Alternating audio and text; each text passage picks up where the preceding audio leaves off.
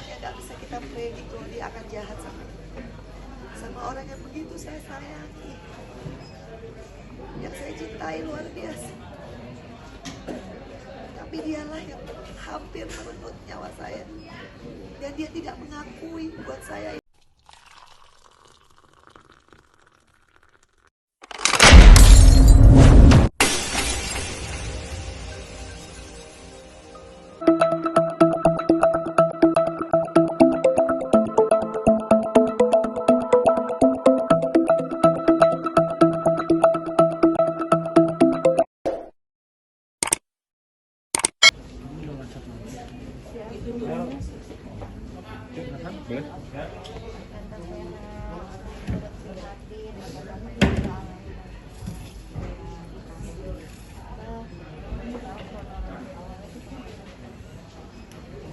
Kalau kronologis awal, aku mungkin sudah sebutkan tadi ya di acara pagi-pagi Ambiar dan di Polvo. Tapi intinya sih, saya di sini mau speak up karena saya merasa kesempatan kedua ya, saya diberikan kehidupan lagi sama Allah setelah selamat dari, kalau saya bilang sih saya selamat dari maut ya, karena itu benar-benar saya kayak survive-nya saya selama hampir setengah jam untuk menyelamatkan diri.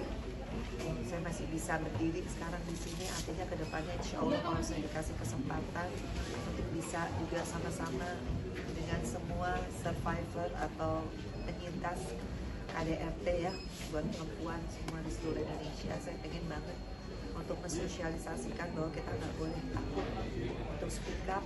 Kita harus juga punya sikap yang tegas untuk KDRT ini, karena jujur saya nggak pernah nyangka di hidup saya usia 50 tahun saya bisa mengalami ini sendiri, dan dilakukan oleh orang yang paling kita percaya, karena suami itu adalah orang yang sangat kita percaya, bukan hanya yang kita cintai, bukan hanya yang kita hargai, tapi yang kita percaya hidup mati kita tuh ada di kehidupannya dia.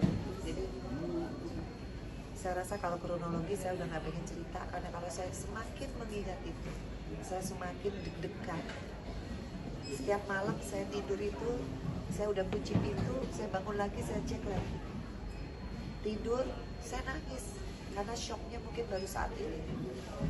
Kemarin itu 2 hari, saya benar-benar hanya jiwa survive saya aja yang dominan. Hari ketiga, keempat, kelima, sampai sekarang hari ke-8, udah mulai saya deg-deg ya, bahasa Jawa itu saya deg-degan terus. Saya kalau bangun itu bangun, aduh di mana nih? Siapa di sebelah saya? Atau mau tidur setiap kali malam kayak film, bagaimana saya lari sana lari sini. Sedikit lagi saya nggak mau cerita kronologi, saya cuma mau ke depan nih. Saya berusaha terus dalam sholat saya, ya Allah beri saya kekuatan ya Allah, supaya nggak sia-sia hidup saya di the rest of my life. Pasti ini ada maksud Allah. Insya Allah ke depan kalau pekerjaan saya bisa banyak menolong orang, khususnya korban KDRT. Saya bukan lawyer, tapi paling nggak dengan saya speak up, karena ini bisa terjadi sama siapapun, sama orang yang nggak bisa kita predict loh, dia akan jahat sama orang yang begitu saya sayangi, yang saya cintai luar biasa.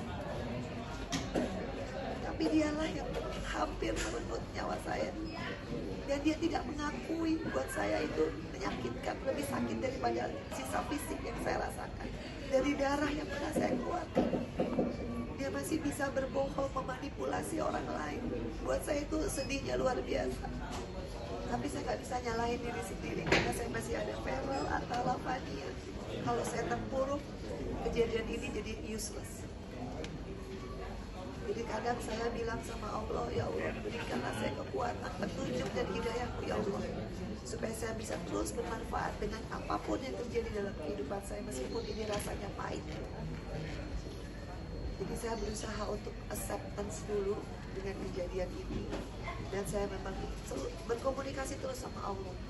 Memang banyak yang bilang saya harus ke psikolog, tapi saya lebih memilih, saya pengen sama Allah, saya pengen lebih banyak ngobrol di malam-malam sebelum saya tidur. Habis sholat isya saya bilang, ya Allah, sentuhlah hatinya supaya dia mengakui.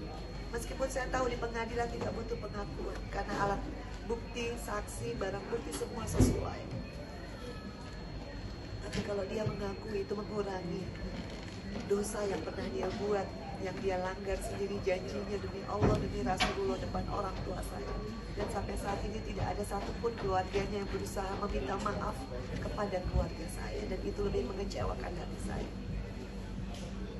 Tidak ada satupun dari keluarganya yang punya inisiatif, itikat baik untuk meminta maaf kepada keluarga saya. Saya diminta baik-baik, diminta baik-baik sebagai perempuan untuk berkeluarga menuju keluarga yang sakinah mawaddah warahmah.